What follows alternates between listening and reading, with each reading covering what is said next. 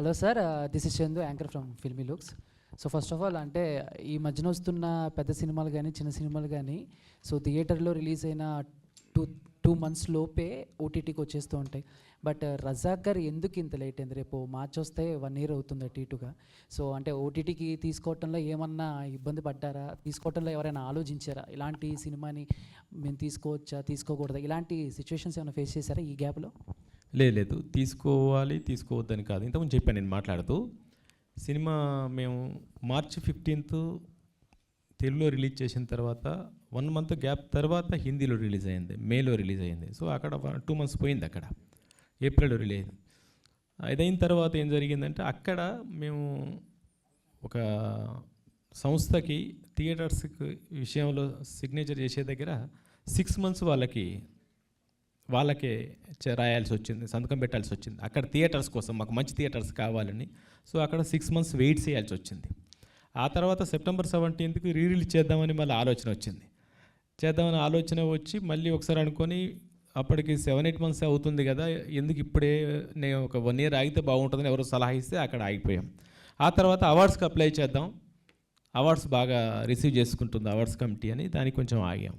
ఈ విధంగా ఇప్పుడు చాలా అవార్డ్స్ చెప్పాను. ఇంతకుముందు ఒక 18 ఫెస్టివల్స్కి అప్లై చేస్తే 15 దాకా అవార్డ్స్ సెలెక్ట్ అయింది. అట్లా ఆలోచిస్తూ లేట్ అయిపోయింది. కానీ Day 1 నుంచి మాకు ఆహా తోడుగా ఉంది, ఆహా సపోర్ట్గా ఉంది, ఆహా ఎనీ టైం రెడీగా ఉంది. మేమే ఈ కారణాల వల్ల లేట్ చేసాం.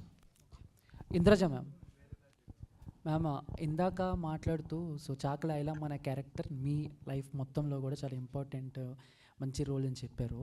సో అంటే ఆవిడ గురించి తెలుసుకునేటప్పుడు నేను చాలా హిస్టరీ బ్యాక్కి వెళ్ళాను, చాలామందిలో ఆవిడ ఒక దేవతలా చూస్తున్నారని చెప్పారు. సో అలా తెలుసుకునే క్రమంలో ఏదైనా ఒక పర్టికులర్ ఒక విషయం దగ్గర మీరు షాక్ అయ్యారు కానీ లేకపోతే ఆశ్చర్యపరిచిన సిచ్యువేషన్? అవును, ఉందండి. అది ఇక్కడ ఈ మూవీలో చూపించలేదు. మూవీలో చూపించింది ఎంతవరకు అయితే ఆవిడ పోరాటం చేయడం, ఆ పోరాటం వచ్చేసి ఒక స్పార్క్ లాగా అక్కడ బక్కుమని పట్టుకోవడం వరకే మూవీలో కనబడింది.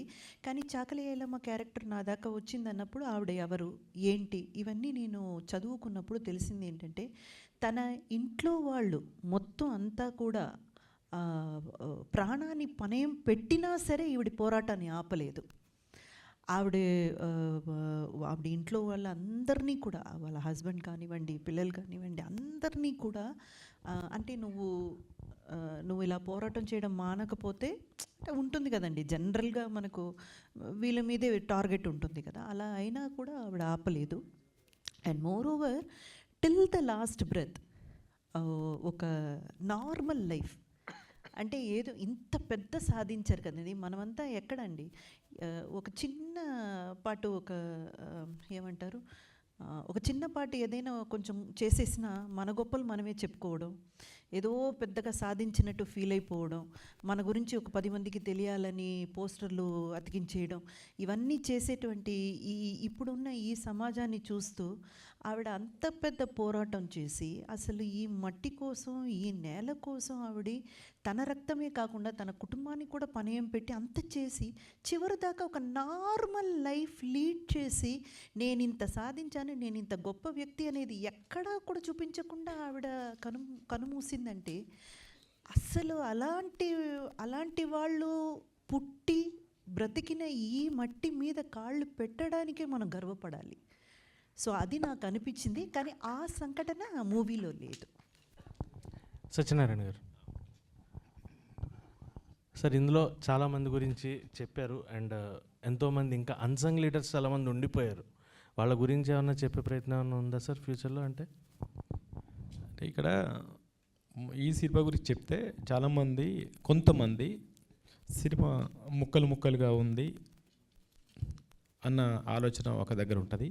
చాకలి ఐలమ్మ క్యారెక్టర్ అరే ఇంకొంచెం ఉంటే బాగుండు, భీమిరెడ్డి నరసింహారెడ్డి క్యారెక్టర్ ఇంకొంచెం ఉంటే బాగుండు, బసవమానే క్యారెక్టర్ ఇంకుంటే బాగుండు అనే ఆలోచన ఉంటుంది. ఇదేంటంటే నేను చెప్పింది రజాకార్ చరిత్ర. రజాకార్ల గురించి చెబుతున్న క్రమంలో తీసుకున్న కొన్ని సంఘటనల్లో కొంతమంది అన్సంగ్ హీరోస్ని గుర్తు చేయడం జరిగింది. వాళ్ళ గురించి పూర్తి చెప్పలే. అందుకని సినిమా చూసేటప్పుడు రజాకార్ అనే దృష్టితో చూస్తే నరేషన్ బాగా అనిపిస్తుంది. లేదు ఒక చాకలి ఐలమ్మ దగ్గర ఆగిపోతే అరే చాకలి ఐలమ్మ ఇంకా ఉంటే బాగుండే అనిపిస్తుంది, భీమిరెడ్డి నరసింహారెడ్డి ఇంకా ఉంటే బాగుండే అనిపిస్తుంది. ఇలా సినిమా చూసేటప్పుడు ఇలా చూస్తే బాగుండు అని ఇలా చూస్తేనే ఆ సినిమా కరెక్ట్ ఒక థ్రెడ్ లాగా అనిపిస్తుంది. రజాకార్ పాయింట్ ఆఫ్ వ్యూలోనే చూస్తేనే, సర్దార్ పటేల్ రజాకార్ పాయింట్ ఆఫ్ వ్యూలో. మీరన్నట్టు చెప్పే అవకాశం ఉందా అంటే, ఇంతకుముందు మా తిరుమల చెప్పాడు ఇన్ని సినిమాలు పుడుతున్నాయని. నిజంగానే చాలామంది మన ఇండస్ట్రీలో తయారవుతున్నాయి కథలు. భీమరెడ్డి నరసింహారెడ్డి గారి కథ, చాకలేలం కథ ఇలా తయారవుతున్నాయి. నా దగ్గర కూడా ఇవి దాదాపుగా 80 స్టోరీస్ రెడీగా ఉన్నాయి. 80 మంది అన్సంగ్ హీరోస్ కథలు రెడీగా ఉన్నాయి. అయితే ఏంటంటే దేనికి ఎలా అవకాశం వస్తుంది, దాన్ని కమర్షియలైజ్ చేసి, ఇప్పుడు సైరా నరసింహారెడ్డి ఉంది, నరసింహారెడ్డి గారి సబ్జెక్ట్ అలా చేయాల్సి వస్తుందా, డైరెక్ట్గా చేయాల్సి వస్తుంది అనేది వచ్చే అవకాశాన్ని బట్టి ఉంది. బట్ వాళ్ళ హిస్టరీస్ అన్నీ మొన్న బుక్ ఫెస్టివల్లో కూడా నేను దాదాపు 80 బుక్స్ కొనుక్కొచ్చుకున్నాను. చాలా హిస్టరీస్ ఉన్నాయి అవి. అది సారీ అండి, ఇందాక ఆయన అడిగారు కదా ఒక క్వశ్చన్, చాకలేలమ్మ గారు. సో ఆ నార్మల్ లైఫ్ లీడ్ చేశారని నేను చెప్పాను కదా, దానికి ఒక సంఘటన చెప్తాను. నేను చదివింది ఇప్పుడు గుర్తొచ్చింది. కొంచెం బాగా ఏజ్డ్ అయిపోయారు ఆవిడ. ఏజ్డ్ అయిపోతే కళ్ళు సరిగా కనపడడం లేదు అంట. అంటే ఇవన్నీ రాసింది గూగుల్లో నేను చదివి తెలుసుకున్నది. కళ్ళకు సరిగా కనపడకపోతే సర్జరీ చేయాలి, ఆపరేషన్ చేయాలి అని చెప్పేసి అంటే దానికి ఈ ఫ్రీడమ్ ఫైటర్స్కి మనకు ఒక ఇది ఇస్తారు కదండి, కన్సెషన్స్ ఇస్తారు కదా, మీరు ఇలాగ వెళ్తే చేసుకో. దానికి ఒక ఫోటో అడిగారట అమ్మది. అడిగితే ఐలమ్మ గారి దగ్గర ఫోటో లేదు. అంటే నేనే ఈ ఫ్రీడమ్ ఫైట్లో నేనున్నాను అంటే, ఈ ఫ్రీడమ్ ఫైట్ ఒక ముఖ్య భాగం నేను వహించానని చెప్పుకోవడానికి కూడా ప్రయత్నించని ఒక ఆవిడ ఒకరి గురించి నేను చెప్పట్లేదు, అది చూపించుకోవడానికి కూడా ఇష్టం లేని, లేదా దాని మీద కూడా ధ్యాస పెట్టని ఎంతోమంది పోరాడితే వచ్చిందండి ఈ ఫ్రీడమ్. అసలు ఒక్క ఫోటో లేదు, నేనే ఇది చేశానని ఆవిడ ఎవరికి చెప్పుకోలేదు, ఎక్కడా చెప్పుకోలేదు. అండ్ అలాంటి వాళ్ళు మన మధ్య బ్రతికారంటే మీరు అసలు నమ్మడం వీలవుతుందా? నేను ఎందుకు నాకు గూస్ బంప్స్ వస్తాయంటండి, నిజంగానే రోమాలు నిక్క పొడుచుకుంటుంది నాకు. ఐలమ్మ అనే క్యారెక్టర్ నేను చేశానంటే ఇంకా నేను లైఫ్లో నాకేమనిపించిందంటే, ఈ క్యారెక్టర్ అప్రోచ్ అయినప్పుడు అనిపించలేదు, కానీ ఈవిడ గురించి తెలుసుకున్నాక నాకేమనిపించిందంటే నా మీద ఇంకా బాధ్యత పెరిగింది, సోషల్ రెస్పాన్సిబిలిటీ నా మీద పెరిగింది. ఎందుకంటే ఈ క్యారెక్టర్ చేసిన తర్వాత చాలా జాగ్రత్తగా నా తదుపరి మూవీస్ క్యారెక్టర్స్ని నేను చూస్ చేసుకోవాలన్న బాధ్యత నాలో పెరిగింది. ఆవిడ అంత గ్రేట్ పర్సనాలిటీ అండి. తిరుమల గారు,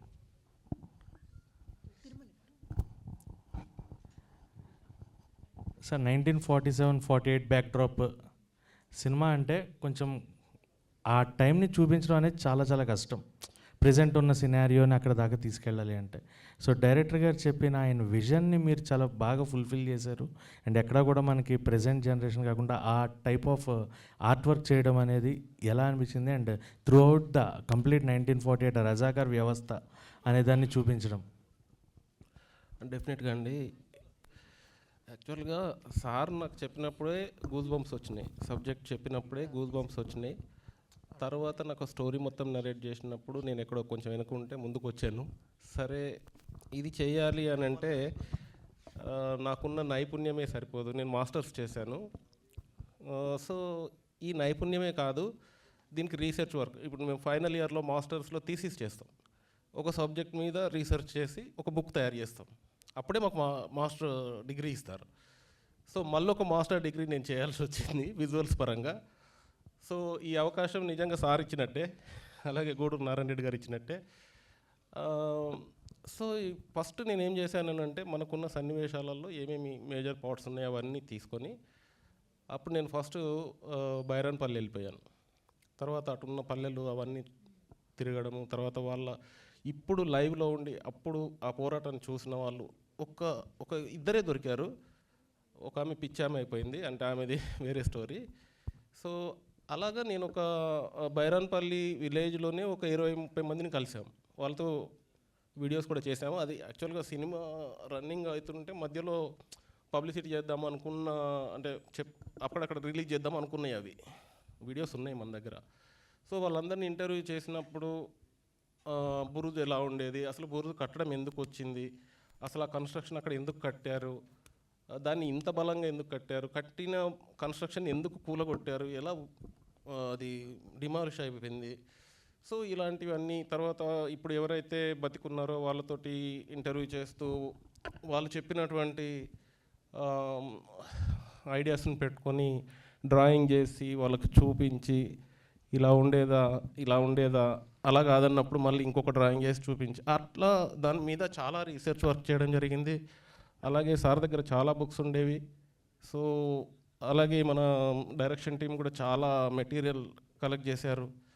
సో ఇవన్నీ కూడా ఇదొక ఏం చెప్పను వండర్ఫుల్ జర్నీ అండి. నేను ఒకానొక టైంలో నేను ఫీల్ అయింది ఏంటంటే, సినిమా అయిపోయిన తర్వాత విజువల్ సినిమా చూసిన తర్వాత నేను ఇండస్ట్రీలో ఇంకా సినిమా చేయకపోయినా పర్లేదు అనుకున్నాను. This is the enough. ఇంతకంటే నేను ఇంకేం గొప్పగా చేసేది ఏమి ఉండదేమో. ఎందుకు అని అంటే అంత రీసెర్చ్ చేయాల్సి వచ్చింది, అంత అవుట్పుట్ ఇవ్వడానికి ట్రై చేశాను. అంటే 100% ఇచ్చానని చెప్పను, ఎక్కడో నాకు తెలుసు ఇంకేదో మిస్ అయి ఉంటుంది, ఇంకేదో చేయాల్సింది అని ఇప్పుడు చూస్తే మళ్ళీ నాకు అనిపిస్తుంది. బట్ ఆ టైంకి 100% ఇచ్చానని అనుకున్నాను, కానీ కాదు, ఇంకా ఉంటుంది. బట్ ఎస్పెషల్లీ ఈ ప్రయాణంలో, ఈ జర్నీలో నేను ఇంతకుముందే చెప్పాను, మా ప్రొడ్యూసర్ గూడూరు నారాయణ రెడ్డి గారు, ప్రణయ్ అన్న, మా రమేష్ డిఓపి, వీళ్ళందరి సహకారం, మా డైరెక్టర్ గారి ఇన్పుట్స్, నేను ఏదైనా తప్పు చేసినప్పుడు ఇలా కాదు ఇలా ఉండదేమో ఒకసారి రీథింక్ చేయండి, లేకపోతే పలానా బుక్ చూడండి, లేదంటే పలానా వ్యక్తిని కలవండి. అట్లా చాలామందిని కలిసాం, కవులు, కళాకారులు, మేధావులు, ఎవరైతే బుక్స్ రాసిన వాళ్ళు. సో ఇట్లా చాలామందిని కలిసామండి, చాలామంది ఇన్పుట్స్ తీసుకున్నాం, వాళ్ళని ఇంటర్వ్యూస్ చేసాం. తర్వాత ఇప్పుడు బతికున్న వాళ్ళు కానీ, వాళ్ళ పిల్లలు కానీ, వాళ్ళ మనవాళ్ళని, వాళ్ళు యూఎస్లో ఉంటే యూఎస్లో కాంటాక్ట్ చేసి వీడియో కాల్ తీసుకొని వాళ్ళతోటి వాళ్ళు ఎలా ఉండేది, అప్పుడు వాళ్ళ ఇల్లు ఎలా ఉండేది, కొన్ని ఇల్లు కూలగొట్టి అట్లా ఆగిపోయిన ఆ ఇళ్ళల్లో కూడా వెళ్ళి చూసాం. వాళ్ళు హోల్స్ పెట్టుకొని ఎందుకు ఈ హోల్స్ ఉన్నాయి అంటే వాళ్ళని ఎదుర్కోవడానికి, వెపన్ యూస్ చేయడానికి, షూట్ చేయడానికి. అలాగే మీరు పైన చూసినప్పుడు ఆ బురుజులో చాలా సీన్ ఉందండి. అసలు చెప్పాలంటే సార్ తీయాలనుకుంటే ఓన్లీ ఆ బైరాన్పల్లి ఎపిసోడ్లో బురుజు మీదకి వెళ్ళి ఆ బురుజు యాక్టివిటీ చేసి ఒక సినిమా అవుతుందండి. Sir, I want to follow up that answer Yata గారు. సో ఏ సినిమాకైనా సరే హిస్టరీ పరంగా తీసుకుంటే కొన్ని అంతా సినిమా ఒక 2.5 గంటలు లేదా 3 గంటల్లో కన్వే చేయాలంటే చాలా కష్టం. సో అలా ఈ రజాకార్ సినిమాలో అరే నేను ఈ పాటు కేవలం డ్యూరేషన్ వల్ల ఆపేయాల్సి వచ్చింది, అలాంటి ఇబ్బందులు కానీ అలాంటి సిచ్యువేషన్స్ కానీ ఏమైనా ఉన్నాయా? అన్నీ అవే. ఆ హిస్టరీ తీసుకుంటే అదొక సముద్రం, అది చెప్పడం చాలా కష్టం. సార్ మనం ఈ రజాకార్ సినిమా చేద్దామని చెప్పినప్పుడు నాకు ఎక్కడ మొదలు పెట్టాలి, ఎక్కడ ఎండ్ చేయాలో అర్థం కాలేదు. నిజాం చరిత్ర, ఆసిఫ్ జాహీ వంశ చరిత్ర 224 సంవత్సరాల చరిత్ర. అందులో 100 సంవత్సరాల చరిత్ర ఇది ఉంటుంది. 4వ నిజాం నుంచే బ్రిటిషర్ స్టార్ట్ అయిపోయారు. రజాకార్ వ్యవస్థ అప్పుడప్పుడే నైజాం వ్యవస్థ నుంచి నిదానంగా రజాకార్ వ్యవస్థ స్టార్ట్ అయిపోయింది. అక్కడి నుంచి ఇక చేయలేము. అందుకనే ఏంటంటే భారతదేశానికి స్వతంత్రం ఎప్పుడు వచ్చింది, హైదరాబాద్ సంస్థానానికి స్వతంత్రం ఎప్పుడు వచ్చింది, ఆ మధ్యలో ఏం జరిగింది. సో స్టార్టింగ్ ఎండింగ్ పెట్టుకుంటే ఏం చేయొచ్చు. మొత్తం ఇదే చెప్పాలంటే మరి చాకలి ఐలమ్మది ఎప్పటిదో, మరి గుర్తు చేయకపోతే ఎట్లా, ఇంకొంచెం ముందుది చాకలి ఐలమ్మది. సో దాన్ని ఎలా ఎవరి రూపంలో చెప్పించాలి, ఆ విధంగా ప్లాన్ చేసుకొని చాలా ఒక స్పూన్ చెప్పాము అంతే, మనం ఓన్లీ 1 స్పూన్. మరి పార్ట్ 2, పార్ట్ 3 అలా ఏమైనా ప్లాన్ చేసుకుంటున్నారా? పోనీ ప్రస్తుతం అయితే ఆలోచించలేదు, చూద్దాం ముందు ఏం జరుగుతుందో. Thank you ma'am. ఇంద్రజ గారు. యా, హాయ్ అండి, this is Rani from Telugu 17. నమస్తే అండి. సో మీరు ఎన్నో సినిమాలు చేశారు. ఫస్ట్ మీరు ఇంతకుముందు చెప్తూ కూడా ఇంతవరకు గ్లామరస్ రోల్స్ చేశాను, తర్వాత నేను యాక్టింగ్కి స్కోప్ ఉన్నది, ఈ క్యారెక్టరే నేను చేశాను అన్న. అలాగా ఇంకేమైనా మీకు డ్రీమ్ రోల్స్ లాంటివి ఏమైనా ఉన్నాయా? అలా చెప్పలేదండి. హీరోయిన్గా వర్క్ చేసినప్పుడు గ్లామరస్ రోల్ చేశాము, గ్లామర్ హీరోయిన్ అని చెప్పారు. మనం క్యారెక్టర్స్ చేసినప్పుడు కూడా అందం మీద ఎక్కువ కాన్సన్ట్రేషన్, లేదా మీరు చాలా బాగున్నారు, అందంగా ఉన్నారు, గ్లామర్గా ఉన్నారు అన్న మాటలే ఎక్కువగా వినపడినా కూడా, అంటే నేను యాక్ట్ చేయలేదు, లేదు యాక్టింగ్కి స్కోప్ ఉన్న క్యారెక్టర్స్ చేయలేదని చెప్పలేదు. అలా చెప్తే నాకు అలాంటి క్యారెక్టర్స్ ఇచ్చిన డైరెక్టర్ని నేను కించపరిచినట్టు అలా చెప్పలేదు. అలా చేసినప్పుడు కూడా ఎక్కువ నా గురించి మాట్లాడినప్పుడు ఎప్పుడు అందాల తర లేకపోతే గ్లామరస్ ఇంద్రజ అని ఆ పదం అయితే వాడేవారు. అలాంటి ఒక ట్యాగ్ లైన్ ఉన్న నన్ను ఐలమ్మ అనే క్యారెక్టర్కి డైరెక్టర్ ఎలా ఆలోచించారు అని అన్నాను. అంటే యాక్టింగ్కి స్కోప్ లేదని కాదు, అంటే yes, ఇందులో yes. మీరు ఎక్కువగా అంటే మీ రోల్కి అంటే డిఫరెంట్ రోల్లో కనిపించారు కదా, Exactly. సో అలాగా ఏమైనా డ్రీమ్ రోల్స్ ఉన్నాయా అనేది. ఓకే ఓకే ఇప్పుడు చేసిన క్యారెక్టర్ లాగే ఏదైనా ఫ్రీడమ్ ఫైటర్గా చేయాలన్న ఆలోచన అయితే ఎప్పుడు రాలేదండి. ఇప్పుడు ఈ క్యారెక్టర్ చేసిన తర్వాత నాకు అనిపించింది ఓకే నేను ఇలాంటి క్యారెక్టర్లకు కూడా పనికొస్తానని ఒక కాన్ఫిడెన్స్ నాకే వచ్చింది. ఎందుకంటే అంతకుముందు నేను ఇలాంటి క్యారెక్టర్స్ ఇది చేయలేదు. సో నాకు కాన్ఫిడెన్స్ వచ్చింది. సో ఇది చూసే డైరెక్టర్స్కి ప్రొడ్యూసర్స్కి ఏదైనా ఆలోచన వచ్చి ఇంకా ఇలాంటివి ఏమైనా ఫ్రీడమ్ ఫైటర్ రోల్ కానీ లేకపోతే కొంచెం మాతృత్వానికి ఒక వీర మహిళగా చేసేటువంటి క్యారెక్టర్స్తో నన్ను అప్రోచ్ అయితే I'll be very very happy. Thank you అండి. ఇంద్రజ గారు, మేడం చెప్పండి. నా పేరు ప్రజావాణి అండి. నమస్తే. మీరు చాకలి ఐలమ్మ క్యారెక్టర్ పోషించేటప్పుడు ఆమె తెలంగాణకే వీరవనిత, అలాంటి క్యారెక్టర్ పోషించేటప్పుడు కొన్ని వర్డ్స్ వాడాల్సి వచ్చింది. అవును. అప్పుడేమైనా ఇబ్బంది పడ్డారా? అంటే అమ్మవారి జాతరల్లో పూనకం వస్తుందని చెప్తారు కదండి. ఆ పూనకం వచ్చినప్పుడు వాళ్ళు ఏం మాట్లాడతారు, వాళ్ళు ఎలా బిహేవ్ చేస్తారు, అవన్నీ వాళ్ళకి ఏం అర్థం కాదు. అది అది ఆ ఒక ఏమంటారు ఒక తన్మయత్వంలోకి వెళ్ళిపోతారని చెప్తారు చూడండి. అలాగా మనకి ఒక్కసారి ఈ క్యారెక్టర్లోకి వెళ్ళాక అది ఆ డైలాగ్ మనం వాడింది ప్రోమోలో కూడా మీరు చూసుంటారు. ఆ డైలాగ్ మనం వాడింది ఏదో వెళ్ళగానే ఫస్ట్ డే ఫస్ట్ షాట్ తీయలేదండి. ఈ క్యారెక్టర్లోకి డైరెక్టర్ గారు నన్ను తీసుకెళ్ళి ఆ గొడవ పడతాం చూడండి, ఆ ఫైట్ ఒకటి ఉంది, మీరు మూవీ చూసుంటే మీకు తెలుస్తుంది. సో ఆ ఫైట్ అంతా జరిగి ఆ క్యారెక్టర్లోకి నన్ను పూర్తిగా వెళ్ళిన తర్వాత ఆ సిచ్యువేషన్ నాకే అర్థమైపోయింది. ఓకే ఈ క్యారెక్టర్ ఒక కౌలికి తీసుకొని పనిచేసిన ఒక రైతు దగ్గర నుంచి ఇతను తీసుకొని మనకు ఆ క్యారెక్టర్గా మనం ప్రవర్తిస్తాం కానీ అక్కడ మనం ఇంద్రజ కాదు కదా. సో నాకు అది తప్పుగా అనిపించలేదు, ఏది కూడా ఒక తప్పైన పదం వాడుతున్నామన్న ఫీల్ నాలో డైరెక్టర్గా రానివ్వలేదండి. అందుకని నాకు అది వేరేలా అనిపించలేదు. ఆ తర్వాత ప్రోమో చూశాక కొంచెం నాకు భయం వేసింది. అయ్యో అందరు ఏమంటారో, కామెంట్స్లో ఏం పెడతారో తెలియలేదే అని చాలా భయం వేసింది. కానీ గొప్పతనం ఏంటంటే అది నా గొప్పతనము డైరెక్టర్ గారిది కూడా కాదు. ఐలమ్మ అన్న ఆవిడ్ని వాళ్ళు అలాగే చూశారు ఆడియన్స్. సో ఎవరు కూడా దాన్ని తప్పుగా చూడలేదు. So I'm very happy about it. Satyanarayana గారు,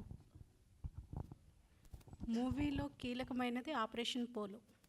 అది చేస్తున్నప్పుడు మీకు ఏమైనా సవాళ్ళు ఎదురైనాయా? ఎలా ఫీల్ అయ్యారు? అంటే అప్పట్లో రియల్ స్టోరీ కదా అది. సర్దార్ వల్లభాయ్ పటేల్ గారు ఒక స్కెచ్ గీసి పక్కాగా ప్లాన్ చేశారు. మీరు ఎలా చేశారు? సవాల్ అంటేమా ఫస్ట్ దాని గురించి రీసెర్చ్ చేసేటప్పుడు ఇంకా చాలా ఇన్ఫర్మేషన్ ఉంది, అది ఎలా చెప్పాలి. ఎందుకంటే ఇక్కడ చెప్పింది రజాకార్ గురించి చెప్తున్నాం, ఆపరేషన్ పోలో గురించి చెప్తే నిజానికి ఆపరేషన్ పోలో టైటిల్ పెట్టి ఒక సినిమా చేస్తే బాగుంటుంది, అది ఇంకా చాలా బాగుంటుంది, నేషనల్ మూవీ అవుతుంది. మనం అది చెప్పట్లేము, చెప్పిన తక్కువ టైంలో చెప్పాలి. నిజానికి వాళ్ళ ప్లాన్ పేరు క్యాటర్ పిల్లర్ అంటారు. నిజానికి ఆ క్యాటర్ పిల్లర్ ప్లాన్ చేస్తే ఏంటంటే ఆ క్యాటర్ పిల్లర్ ప్రకారం ఆర్మీ ఎక్కడి నుంచి వచ్చింది ఏంటి ఇదంతా చాలా ఉంటుంది. అదేంటంటే మనం గ్రాఫిక్స్లో ఆర్మీ బయలుదేరిన తర్వాత గ్రాఫిక్స్లో చూపించి అలా వెళ్తే ఏంటంటే అది క్యాటర్ పిల్లర్ రూపంలో ఉంటుంది. అవన్నీ సవాళ్ళు అన్నట్టు, అవన్నీ మనం చెప్పలేము. తర్వాత ఎక్కడ అటాక్స్ జరిగినాయి అనేది కూడా ఊహించినట్టు. ఇప్పుడు మనం ఇన్వెస్టిగేషన్ చేస్తే ఇలా వస్తున్నారనుకుంటే ఇంకెక్కడో తేలుతుంది కదా, అలా ఉంటుంది అదంతా కూడా. సోల్జర్స్ ఇటు వస్తున్నారని ప్లాన్ చేస్తే రజాకారులు వాళ్ళు ఇంకెక్కడో ఉంటారు. ఇలాంటివి చాలా సంఘటనలు ఉన్నాయి. అవన్నీ సవాల్గానే తీసుకొని మనం ఎంత చెప్పాలి, తప్పు చెప్పకూడదు, కరెక్ట్గా చెప్పాలని చాలా కొంచెమే చెప్పేశాం, అది జరిగింది. సార్ ప్రొడ్యూసర్ గారు, లాస్ట్ క్వశ్చన్. సో రజాకర్ అనే సినిమా చాలామంది చాలా అప్రిషియేషన్స్ ఇచ్చారు. మీకు best moment from the politician, from the normal audience, మీకు బెస్ట్గా ఎమోషనల్గా ఫీల్ అయిన వర్డ్స్ ఏంటి? మూవీలో వర్డ్స్ అండ్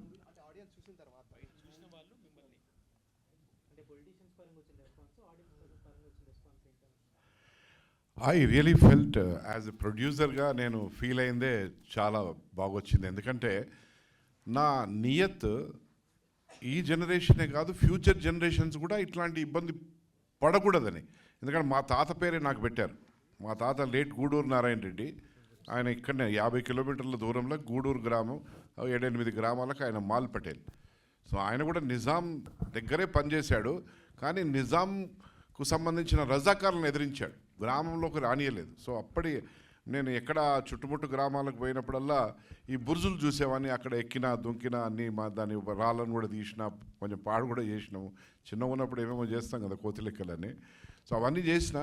బట్ ఈ సినిమా తీసినాక ఏదైతే ప్రజల్లో ఒక మంచి ఒక వాళ్ళ నుంచి వచ్చిన comment has given me a satisfaction, because this is my contribution for the society. It is not for my selfish and political కంటే నేను పవర్ పొందాలి, లేకుంటే నాకు పోస్ట్ రావాలి, నాకు అట్టహాసం ఉండాలి, 3-4 కార్లు వెనక ముందు సైరన్ కొట్టుకుంటూ తిరగాలనేది, that is as a politician. But as a ప్రొడ్యూసర్గా yes, nobody could do it. చెప్తున్నా కదా, ఇప్పుడు పెద్ద పెద్ద ప్రొడ్యూసర్లంతా కూడా నాకు చాలా అన్న తమ్ముడు అట్లా ఆ రిలేషన్షిప్లో చాలామంది డ్రాయింగ్ బోర్డుకి వెళ్ళింది, ఇంక్లూడింగ్ యూనో డైలాగ్స్ రైటింగ్ కూడా వెళ్ళింది ఈ సినిమా ఎంతోమంది పెద్ద పెద్ద కంపెనీలలో. కానీ అరే వాళ్ళతోనే వాళ్ళు ఓడరా అన్న పద్ధతిలో నేను పోయినా. వాళ్ళు ఓడరా మనల్ని ఎదిరించేటోడు. అప్పుడంటే అమాయక ప్రజల మీద ఎదిరించిండు, ఇప్పుడు గూడూరు నారాయణ రెడ్డికి ఎదురుగా రమ్మని చూపిస్తా ఏందో సంగతి అని చెప్పి నేను పోయినా. సో ఆ పోయిన దారిలో నేను ఏదైతే దారి తీసుకున్నానో ఆ దారి వలన నాకు వచ్చిన రెస్పాన్సే చాలా greatest satisfaction. Now I have gone in to the history. ఇంకా నన్ను చెరిపేయలేరు. 100 సంవత్సరాల వరకు కూడా గూడూరు నారాయణ రెడ్డి తీసిన రజాకార్ చిత్రాన్ని మాత్రం ఎవ్వరు చెరిపేయలేరు. This is my satisfaction. Thank you అండి. Thank you so